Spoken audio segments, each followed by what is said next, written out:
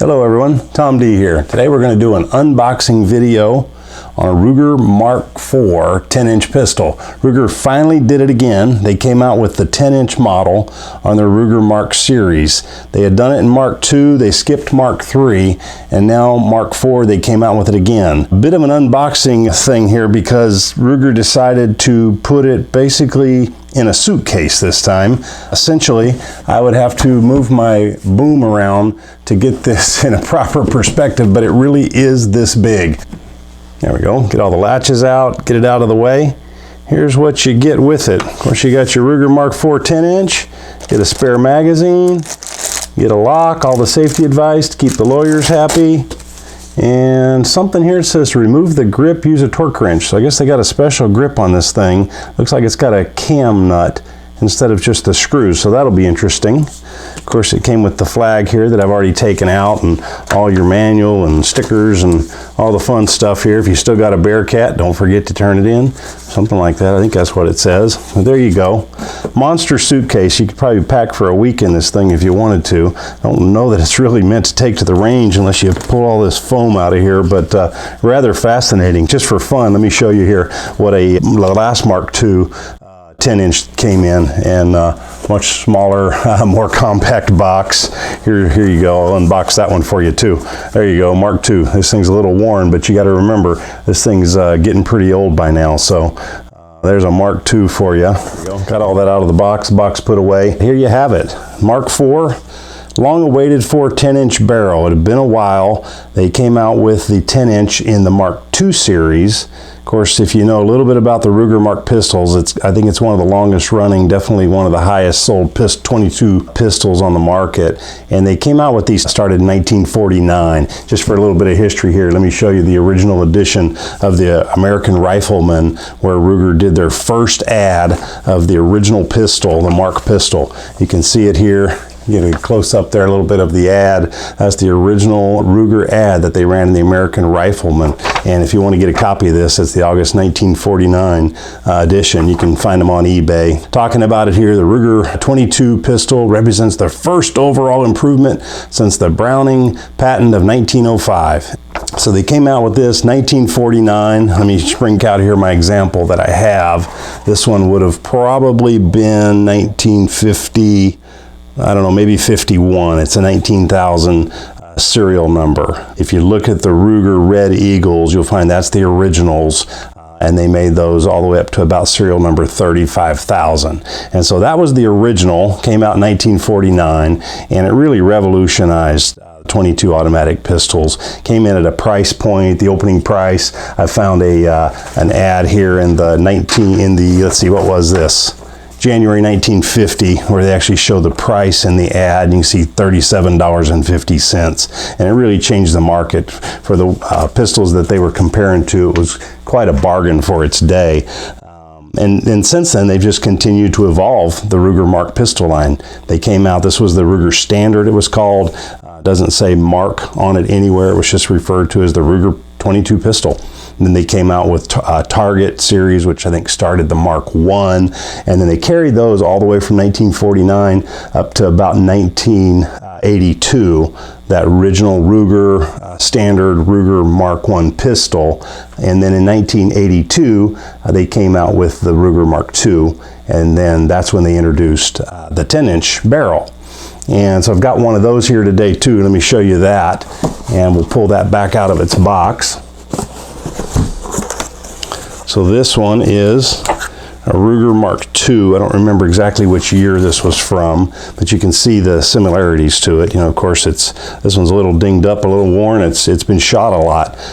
But you put those side by side and you got your 10-inch barrel, and essentially, largely, it's the same gun. Got the adjustable rear sight, the fixed front sight, but then when you get into it, there's some key differences. But the main difference here, and this is really what Ruger Mark, you know, if you think of the people that love them and the people that hate them, the reason most people hate the Ruger Mark pistol is that they are an absolute bear to take apart. You go back to the standards, the ones, the twos, the threes. There's this crazy series of latch here.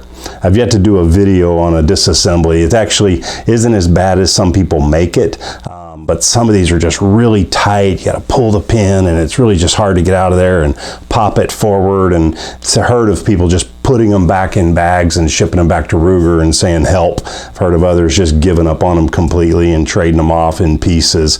But they are actually manageable, but they're not fun. And so really the big difference here, when Ruger hit the Mark IV series, and this is in all Ruger Mark IVs, they came out with this really ingenious way of saying, well, same pistol, same mechanism, same design there, but when it comes time to taking the gun apart, instead of what can be an incredibly painful process, put a real simple button on the back of this thing, and you simply push that button forward and it all comes off. Now, if you've ever taken apart a Ruger Standard 1, 2, or 3, you'll know you just saved yourself a whole bunch of time, a whole lot of dirty words, and yeah, it's just unbelievably different experience. And then from there, you can just pull the bolt out and disassemble and clean and get in there. You didn't even drop the magazine. And it's just so simple to do. And that really is the primary difference in the Ruger Mark IV. So let me do that one more time. I'm going to take it apart, put it back together, just to show you how simple this is. I got my bench cleared a little bit. But literally, I don't know if you're supposed to take the magazine out or not. I didn't. But I just literally pushed that in, pull down. There's a pivot pin on the front. It pops off. Let me go ahead and remove that just in case you're supposed to. And then to reassemble it, you don't have to go through all the rigmarole of the old Mark pistols. You literally just put that pin back into its place.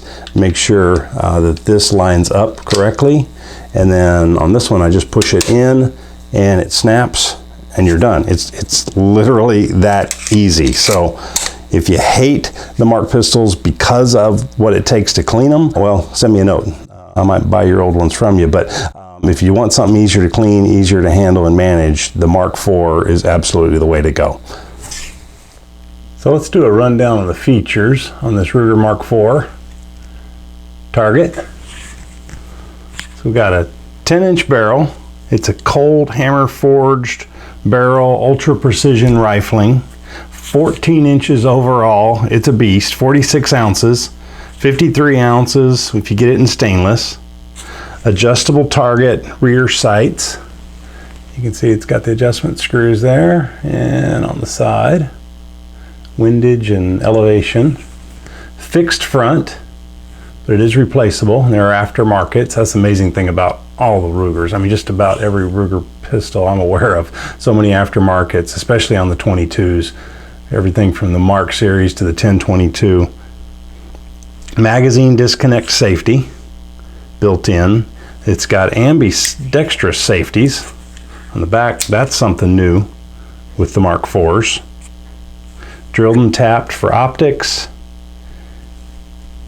Suggested retail $645, $719 for the stainless. Actual price paid, maybe I was lucky, $479, but definitely in that $500 to $550 price point. You should easily be able to find one closer to $600 if you want a stainless one.